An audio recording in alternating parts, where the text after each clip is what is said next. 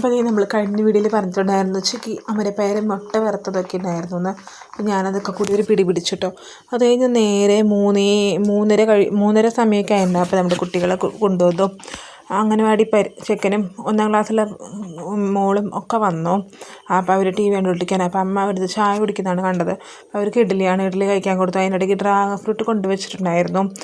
അത് അവർക്ക് കൊടുത്തു. പക്ഷേ വീഡിയോ എടുക്കാനായിട്ട് മറന്നു പോയിട്ടോ. സെഫാൻകുട്ടൻ ഒരു തരി പോലും കഴിച്ചില്ല. സാൻ്റെ മോളാണ് മുഴുക്കം കഴിച്ചത്. അവൾക്കത് അത്രയ്ക്ക് ഇഷ്ടമാണ്. ഞാനൊരു 3-4 കഷ്ണം എടുത്ത് കഴിച്ചിട്ടോ. അപ്പോൾ ഞാനും ചായ കുടിച്ചു. നമ്മളത് ചെറുപയർ കാച്ചാനായിട്ടുള്ള ഉള്ളി നന്നാക്കുകയാണ്. നമ്മുടെ അമരപ്പയറിൻ്റെ രുചി കൊണ്ട് അത് കാലിയായി. മുട്ട വറുത്തതിൻ്റെ രുചി കൊണ്ട് അതും കാലിയായി.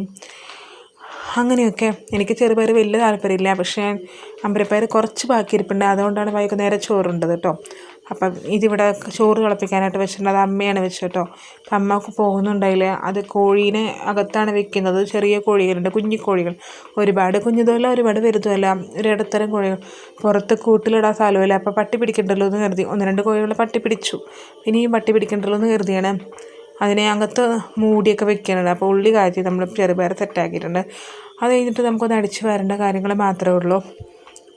വേഗം തന്നെ അവിടെയൊക്കെ ഒന്ന് അടിച്ച് വരേണ്ടതാണ്. അപ്പോൾ നമ്മുടെ വീഡിയോ ഇഷ്ടമായി കഴിഞ്ഞാൽ സപ്പോർട്ട് ചെയ്യാം കേട്ടോ. എല്ലാവരും മാക്സിമം സപ്പോർട്ടാക്കുക. അപ്പോൾ ഈ ചവിട്ടി ഇങ്ങനെ നന്നായിട്ട് തട്ടിക്കഴിഞ്ഞ് നന്നായിട്ട് പൊടി കിട്ടും. അതാണ് ഞാനിങ്ങനെ ചവിട്ടി പിള്ളേരെ അവിടെ തകൃതി TV കണ്ടിരിക്കുന്നുണ്ട് കേട്ടോ.